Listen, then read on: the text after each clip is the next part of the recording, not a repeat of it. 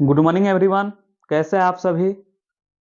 आशा करता हूं कि आप लोग अच्छे ही होंगे। तो चलिए, आज मैं लेकर आया हूं आपके लिए एग्रीकल्चर से रिलेटेड एनिमल हस्बेंड्री वाले सब्जेक्ट के बारे में बताने वाला हूं। तो आज मैं बताने वाला हूं साहिवाल गाय के बारे में। साहिवाल जाति का जो गाय होता है, इसके बारे में मैं आज बताने वाला हूं।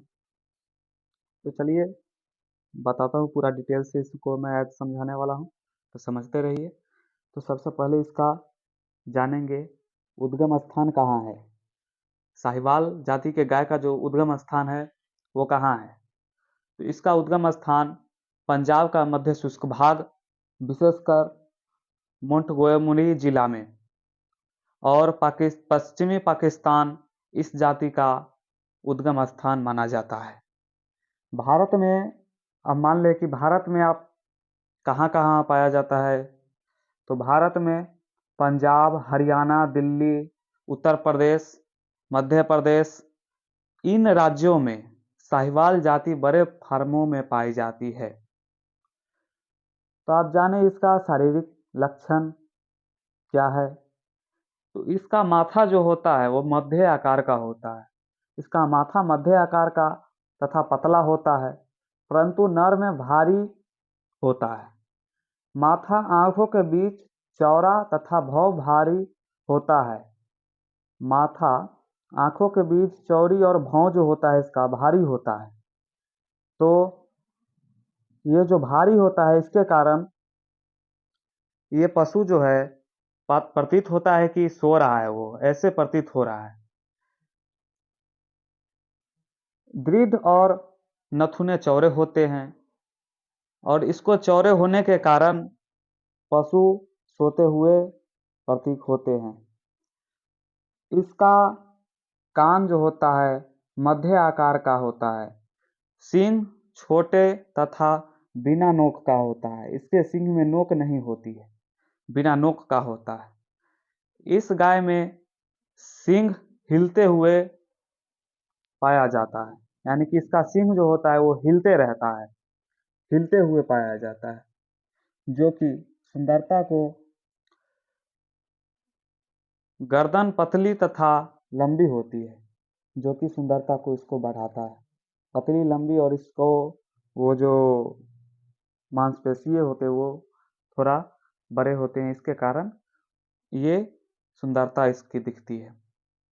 अब इसका शरीर का देखेंगे तो शरीर का जो होता है ये भारी भरकम होता है, यानी बहुत मोटा तगड़ा होता है इसका शरीर।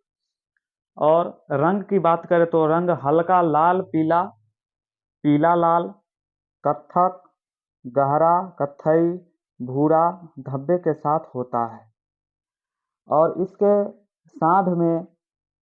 साँढ़ में कुबर भारी होता है। गलकम्बल विकसित और मुतान लटका हुआ होता है। गलकम्बल जो इसका होता है वो विकसित रहता है और मुतान इसका लटका हुआ होता है।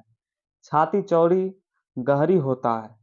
कमर सीधा होता है, और इसका दुम जो होता है वो बहुत लंबी होता है, यानी कि दुम यानी कि पूंछ, पूंछ इसका इतनी लंबी होती है कि जमीन को छू देती है। तो इसके बाद है इसका शारीरिक मापन। अब इसका शारीरिक माप क्या है?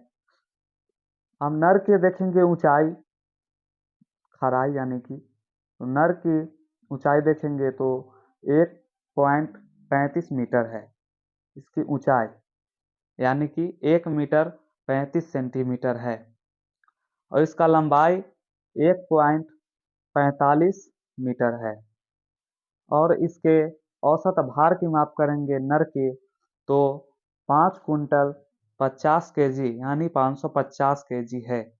और इसी में बात करें मादा की, तो मादा की एक ऊंचाई जो होता है 1.20 मीटर होता है, और लंबाई इसकी मादा की लंबाई होता है वो 1.65 मीटर की होती है। और मादा की औसत भार के बारे में जाने तो ये 4 क्विंटल यानी 400 केजी का होता है। इसके बाद है इसका दूध के बारे में बात करें तो साहिवाल जो दूध उत्पादन के लिए सबसे अच्छी जाति मानी जाती है, यानी सबसे इस जाति में दूध सबसे ज़्यादा होता है। गाय की जाति में सबसे ज़्यादा दूध देने वाला साहिवाल जाति ही होता है।